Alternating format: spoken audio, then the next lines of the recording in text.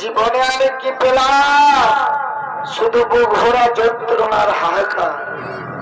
যে ঋষি ভগবানের পূজা অর্চনা ছাড়া জল গ্রহণ করি না, তাই একমাত্র পুত্র সন্তান 14 বছর ধরে অষ্টরোগে জরাগ্রস্ত শয্যাশায়ী অবস্থায়।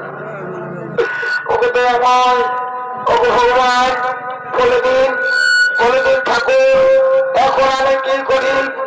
এমন দুর্বিষয় জীবন যন্ত্রণা আমি সহ্য করতে পারছি না প্রভু। আমি দেব আমার যোগ্য গুণকে প্রাণ কিন্তু না, তার আগে আমি প্রত্যেক দেবতাকে অভিশাপ দিয়ে দিতে চাই।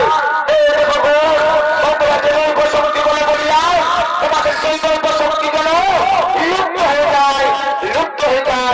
লুপ্ত হয়ে যায়। এই অগ্নিদেব আপনি আমায় গ্রহণ করুন। এই অগ্নিদেব আপনি আমায় গ্রহণ করুন। এই অগ্নিদেব আপনি আমায় গ্রহণ করুন।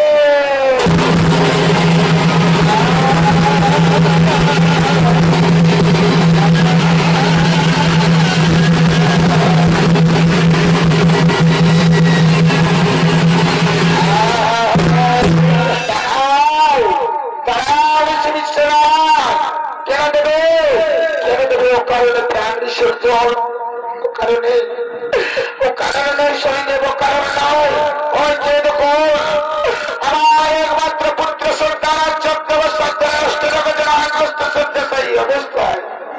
আমি বন্দী দেবতাকে অনুনয় বিরোধ করেছি, কিন্তু আমার কাছে কেউ দেখতে ছাড়া কেউ বলেনি আমার ছেলের রোগ মূর্তির প্রতিকার।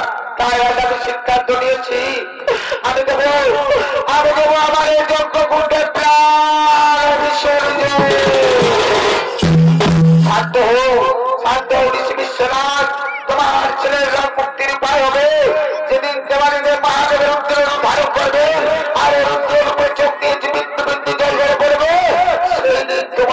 জীবনের রোগ মুক্তির উপায় হবে। কিন্তু কিন্তু একে করে সম্ভব শরীরে? হ্যাঁ হ্যাঁ বিশ্বনাথ, এটাই সম্ভব। তাহলে শোনো, তাহলে শোনো শরীরে, এর দায়িত্ব ভাড়া যদি আপনি গ্রহণ করেন, তাহলে আমি আমার সিদ্ধান্ত থেকে ফিরে আসবো। আর তাহলে আমি দেবো আমার যোগ্য করতে প্রায়। বিশ্বনাথ, আমি 33 কোটি দেবো অভিশাপ থেকে মুক্ত করার জন্য এবং ঋষিপুত্রের জীবনকালের জন্য এই দায়িত্ব ভার আজ আমি মাথা পেতে গ্রহণ করে দিলাম। নেমে এসো, নেমে এসো যোগ্য কুণ্ড থেকে, যাও নিজ গৃহে ফিরে যাও।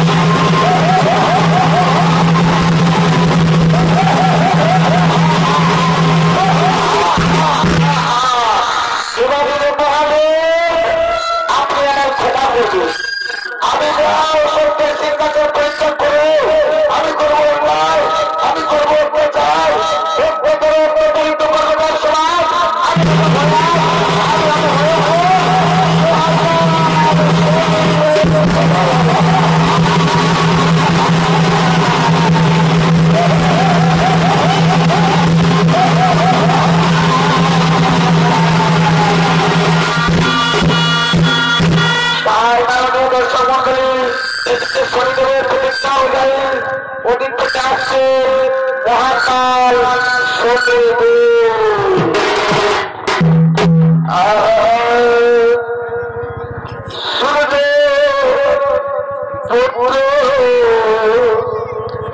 শনি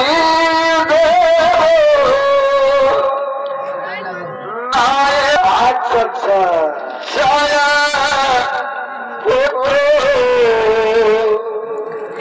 শনি